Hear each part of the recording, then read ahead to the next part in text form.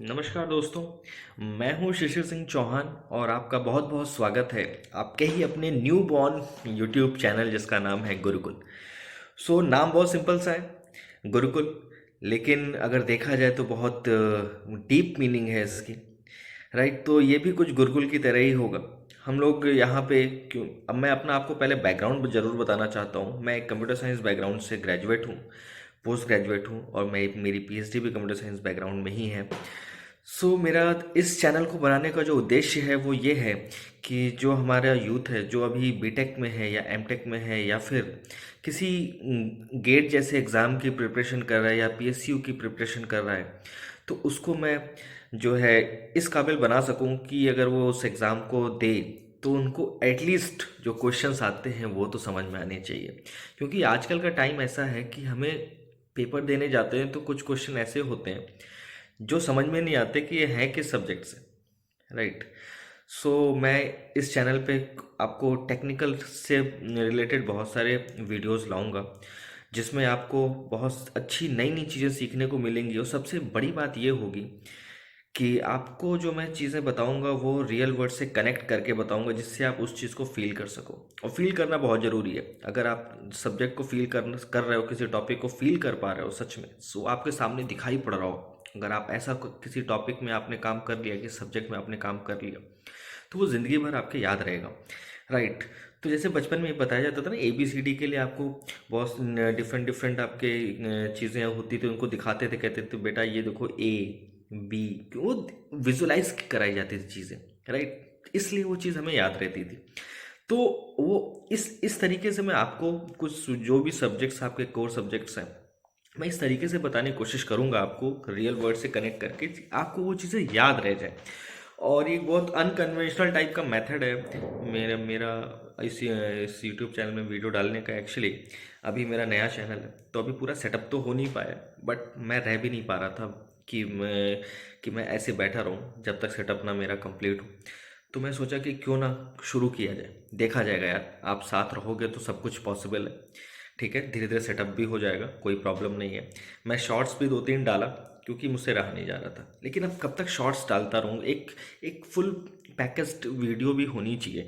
Right. तो आज मैं उसी वीडियो के साथ आया हूँ और आज से इनॉग्रेशन करते हैं अपनी फुल लेंथ वीडियो का। और मैं कोशिश करूँगा जो भी मेरी वीडियो हो maximum to max 15 to 20 minutes की हो, उससे ज़्यादा ना हो। बिकॉज एक साथ अगर बहुत ज़्यादा बड़ी वीडियो बन जाती है तो हो सकता है कि इंटरेस्ट लैक होने लगे। राइट। तो पहले तो आपका इंटरेस्ट डेवलप कराना है चीज़ों में, देन उसके बाद बहुत लंबी जर्नी है। और मैं गारंटी देता हूँ यार, अगर आप मेरी वीडियो को ध्यान से पढ़ोगे, ध्यान से देखोगे और कुछ सीखने के लिए अगर मेरी वीडियो आप फॉलो करोगे तो आप डेफिनेटली कुछ सीख के ही जाओगे, ये मेरी गारंटी है। मैं भी गेट कई बार क्वालिफाई कर चुका हूँ with a very good marks. अपने एक्सपीरियंस के साथ में जो भी वीडियोस बनाऊंगा बनाऊंगा। और मैं दावा करता हूँ, अगर आप थोड़ा सा भी सीरियस हो जाओगे तो लिटरली आप फोड़ दोगे कोई भी एग्ज़ाम हो। और आपकी नॉलेज तो डेफिनेटली बढ़ने वाली है। तो आज स्टार्ट करते हैं। आज एक टॉपिक मैंने उठाया है कि एक सब्जेक्ट है आपका, बहुत इंटरेस्टिंग सब्जेक्ट है कंप्यूटर साइंस का, जिसका नाम है DBMS। जिसको हम लोग क्या बोलते हैं, अगर उसका फुल फॉर्म देखा जाए, डेटाबेस मैनेजमेंट सिस्टम। राइट। तो जैसा कि नाम से पता चल रहा है कि database management system, right, means एक ऐसा सिस्टम जो डेटाबेस को मैनेज करे। राइट। तो सबसे पहले यही क्वेश्चन उठता है कि ऐसा सिस्टम क्यों आया जो डेटाबेस को मैनेज करे।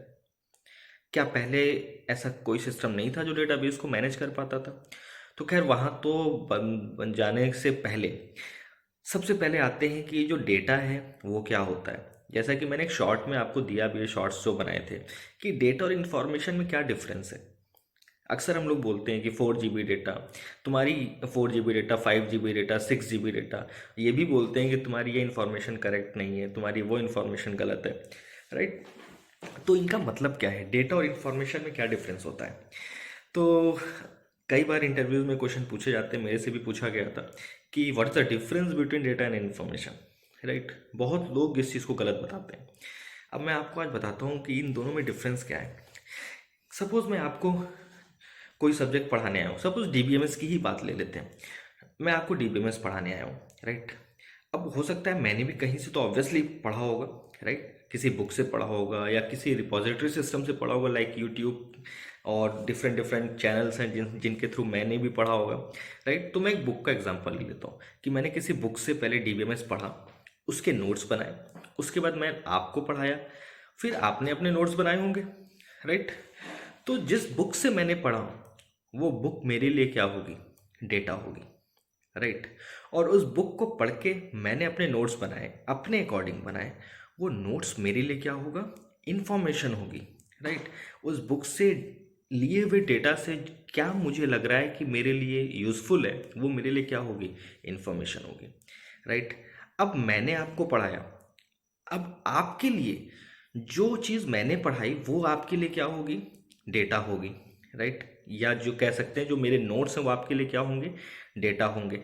और आपने उस नोट्स के थ्रू जो मैंने आपको पढ़ाया उसके पढ़ के आपने अपने कुछ पर्सनल नोट्स बनाए, वो नोट्स आपका क्या होगा, इन्फॉर्मेशन होगा। तो इसका मतलब क्या हुआ कि जो चीज़ मेरे लिए इन्फॉर्मेशन थी वो चीज़ आपके लिए क्या बन गई, डेटा। ये भी पॉसिबल है जो चीज़ मेरे लिए डेटा हो वो किसी और के लिए क्या हो, एक इन्फॉर्मेशन हो। तो अगर ये कहा जाए कि क्या डिफरेंस होता है डेटा और इन्फॉर्मेशन में, तो हम कंफ्यूज हो सकते हैं, बिकॉज डायरेक्टली देखा जाए तो कोई डिफरेंस नहीं है डेटा और इन्फॉर्मेशन में, ठीक है। ये डिपेंड किस पे करता है, फ्रेम ऑफ रेफरेंस पे, मतलब हम किसके रिस्पेक्ट में बात कर रहे हैं, ठीक है। जो मेरे नोट्स हैं अगर वो मेरे रेस्पेक्ट में पूछा जाए तो वो मेरे लिए क्या है, इन्फॉर्मेशन है। अगर आपके रिस्पेक्ट में वो मेरे नोट्स पूछे जाए क्या होंगे, तो वो क्या होगा, डेटा होगा। सो डेटा और इन्फॉर्मेशन में डायरेक्टली कोई डिफरेंस नहीं होता, डिपेंड करता है कि हम किसके रिस्पेक्ट में बात कर रहे हैं। तो ये बात हो गई डेटा और इन्फॉर्मेशन की। अब बात करते हैं कि यार ये डीबीएमएस क्यों आया। तो एक चीज़ आपने अगर पढ़ी होगी तो आपको पता होगा कि डीबीएमएस आने से पहले एक और मैनेजमेंट सिस्टम था जिसको कहते थे फाइल सिस्टम, राइट। जिसमें क्या होती थी, हम फाइल्स बनाते थे और उसमें डेटा स्टोर करके रखते थे, और फिर जब किसी यूज़र को कोई डेटा फेच करना होता था तो वो उस फाइल पे जाता था, वहाँ से डेटा को फेच करता था। ये डायरेक्टली उसी तरीके की बात हो गई कि जैसे मैंने कोई अपना लैपटॉप ख़रीदा और मुझे उसमें अपनी मूवीज़ स्टोर करके रखनी है। सो ऑब्वियसली मैं क्या करूँगा, उसमें फ़ोल्डर बनाऊँगा मूवीज़ का और उसमें मूवीज़ रखूँगा, राइट। और फिर जब मुझे कोई मूवी देखनी होगी तो मैं क्या करूँगा, उस फोल्डर से उस मूवी को सर्च कर लूँगा, उस मूवी को पिक करके और वहाँ से मूवी देख लूँगा, सिंपल। बट सपोज़ मेरे लैपटॉप में 1 लाख के अराउंड मूवीज़ पड़ी हैं, राइट, और मैंने सब एक जगह रख दी है मूवीज़। अब मुझे अगर मूवीज़ देखनी है कोई, तो मुझे उस मूवी को अपने उस 1 लाख मूवी के सेट में सर्च करना पड़ेगा। सर्चिंग टाइम क्या हो जाएगा, कॉम्प्लेक्स हो जाएगा।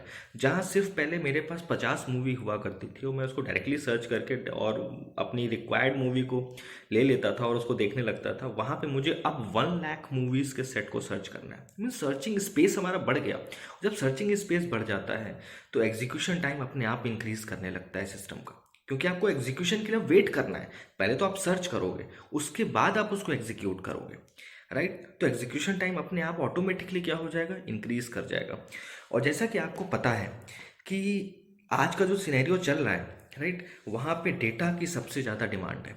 इस समय ह्यूमंगसली डेटा इंक्रीज कर रहा है कंपनीज के पास, ह्यूमंगसली डेटा इंक्रीज कर रहा है। इतना ज़्यादा डेटा कंपनी के पास है कि उसको मैनेज करना ही डिफिकल्ट हो चुका है, राइट। तो जो फाइल सिस्टम था वो एक हद तक तो बहुत अच्छा था, राइट। सपोज पहले डेटा केबीज में था, ठीक था, फाइल सिस्टम हमारा उस समय ओके ओके था, काम करता था, बढ़िया काम करता था। उसके बाद डेटा एमबी में आया तो भी फाइल सिस्टम हमारा बेटर काम करता था। फिर डेटा 100 MBs में आया तब भी बेटर था। फिर 1 GB में आया तो ठीक ठाक काम करने लगा। लेकिन जब डेटा 1 GB से ऊपर जाने लगा, 100 GB, 200 GB, मीन 1 TB तक डेटा जब पहुंचना शुरू किया, तब उस डेटा को मैनेज करना डेटाबेस में और इफ़ेक्टिवली डेटा को डेटाबेस से फेच करना, ये दोनों ही चीज़ें बहुत ही कॉम्प्लेक्स होने लगी, राइट। और अभी तो हमारा हमारा जो टेक था, जो हमारी टेक्नोलॉजी थी, वो तो अभी अभी इम्प्रूविंग कंडीशन में थी, अभी वो इम्प्रूव हो रही थी। और आज का टाइम आप देख सकते हैं कि कितना डेटा आज के टाइम पे किसी कंपनी के पास पर डे आता है। अगर मैं आपको एक अपने नॉलेज के अकॉर्डिंग बताऊं तो जैसे आपकी गूगल है, माइक्रोसॉफ्ट है, फेसबुक है, इनके पास पर डे का डेटा 100 टेराबाइट से ऊपर का होता है। आप सोच सकते हैं कि एक दिन में इनके पास इतना डेटा आता है, तो उस डेटा को मैनेज करना through a file system, it gonna be a difficult task, right. बहुत डिफिकल्ट टास्क होने वाला था। तो इस टास्क को इजी करने के लिए, डिफिकल्ट क्यों था, क्योंकि उस टाइम पे जो यूज़र था या जो हम लोग थे, उस डेटाबेस को डायरेक्टली एक्सेस करते थे, राइट। उसकी इंफॉर्मेशन को डायरेक्टली वहाँ से फेच करते थे, जो कि एक टीडियस टास्क हो जाता अगर वो इंफॉर्मेशन, वो डेटा बहुत ही ज़्यादा बड़ा हो जाता। तो ये जो प्रॉब्लम थी डायरेक्ट इंटरफेरेंस की एक यूज़र के डेटाबेस के साथ, ये एक सबसे बड़ी प्रॉब्लम थी। इस प्रॉब्लम को दूर करने के लिए DBMS जैसा सॉफ्टवेयर इवॉल्व हुआ। अब क्या था कि ये जो प्रॉब्लम क्रिएट हो रही थी, direct connection between user and database, इसके बीच में एक थर्ड लेयर लगा दी गई जिसका नाम रखा गया DBMS, एक तरीके का सॉफ्टवेयर। अब DBMS को क्या काम दिया गया कि यार अब जो है कोई भी यूज़र डेटाबेस को डायरेक्टली एक्सेस नहीं करेगा। अब जो काम यूज़र डायरेक्टली एक्सेस करने के लिए कर रहा था डेटाबेस में, अब वो सारा काम कौन करेगा, DBMS करेगा। मीन्स अब DBMS का काम होगा डेटाबेस को मैनेज करना, उसको किस तरीके से मैनेज करना है वो DBMS का काम है, कैसे मैनेज करना है वो DBMS का काम है। अब यूज़र का काम सिर्फ क्या रह गया कि उसको जिस तरीके का डेटा चाहिए वो क्वेरी जनरेट करे, DBMS को वो क्वेरी दे, DBMS क्या करेगा, उस क्वेरी के रिगार्डिंग जो भी रिक्वायर्ड डेटा है उसको डेटाबेस से फेच करके और यूज़र को प्रोवाइड कर देगा। इसका मतलब अब यूज़र को टेंशन लेने की ज़रूरत नहीं है कि डेटाबेस किस तरीके का है हमारा, उसमें कितना डेटा है, किस तरीके से डेटा अरेंज किया गया है, वो उसकी कोई टेंशन किसी यूज़र को लेने की अब नीड बिल्कुल भी नहीं थी। तो ये DBMS का इवॉल्व जो DBMS हमारा इंट्रोड्यूस हुआ हमारे इस वर्ल्ड में, वो इसी वजह से हुआ कि जो टीडीएस, जो एक कॉम्प्लेक्स टास्क होने वाला था एक यूज़र के लिए डेटाबेस को मैनेज करने का, वो टास्क अब हमारा रिड्यूस हो गया, क्योंकि अब डेटाबेस को मैनेज कौन कर रहा है, DBMS, database management system, right, एक सॉफ्टवेयर है, राइट। इसी ओके, सो अब बात करते हैं इसको और थोड़ा रियल वर्ल्ड में जा करके कि DBMS क्यों आया। जैसे कि पहले शादियाँ हुआ करती थी, तो शादियों में क्या होता था कि दो परिवार मिलते थे, शादी फिक्स करते थे और फिर कहीं वेन्यू डिसाइड करते थे, वहाँ शादी हो जाती थी। अब आज के टाइम पे एक नया कल्चर आया है, वो क्या है कि दो परिवार मिलते हैं, शादी फिक्स करते हैं, फिर वो एक इवेंट कंपनी को जो है हायर करते हैं। अब उस इवेंट कंपनी का काम क्या है कि जितनी भी चीज़ें पहले दो परिवार मिलके करते थे शादी के लिए, जैसे मंडप लगाना, इनवाइट करना लोगों को, और फिर क्या डिशेस बनाने हैं, राइट, हल्दी फंक्शन, संगीत फंक्शन, सारी चीज़ों को वो दो परिवार मिलके करते थे। अब वो सारा काम कौन करने लगा, वो इवेंट कंपनी। इससे क्या हुआ कि जो दोनों फैमिलीज थी दोनों साइड के, उनको टाइम मिल गया अपने एक दूसरे के साथ स्पेंड करने के लिए, बहुत सारा टाइम, राइट। अब वो फ्री हो चुके हैं, फ्री हैंड हो चुका है, क्योंकि वो सारा काम किसने संभाल लिया, उन इवेंट कंपनीज ने संभाल लिया, राइट। तो वो जो इवेंट कंपनी है, अगर उसको DBMS के टर्म में देखा जाए तो वो event company act as a DBMS software, right, okay. जिससे कि जो दोनों परिवार थे जिनको हम यूज़र बोल सकते हैं, ठीक है, इनके जो काम हुआ करते थे उन सारे काम को उन इवेंट कंपनीज ने क्या कर लिया, संभाल लिया। अब वो फ्रीली आराम से घूम रहे हैं, मस्ती कर रहे हैं, पूल में जाके नहा रहे हैं, एक दूसरे से बातें कर रहे हैं, गपशप कर रहे हैं, तो उनको टाइम मिल गया अपना काम करने का। तो इसी तरीके से DBMS का जो है इंट्रोडक्शन हुआ हमारी लाइफ में, और हमारी लाइफ बहुत ईजी हो गई, और हम बस एक सिंगल क्वेरी डाल करके अपनी रिक्वायरमेंट जो है हमारी उसको फुलफ़िल कर लेते हैं थ्रू अ डेटाबेस, राइट।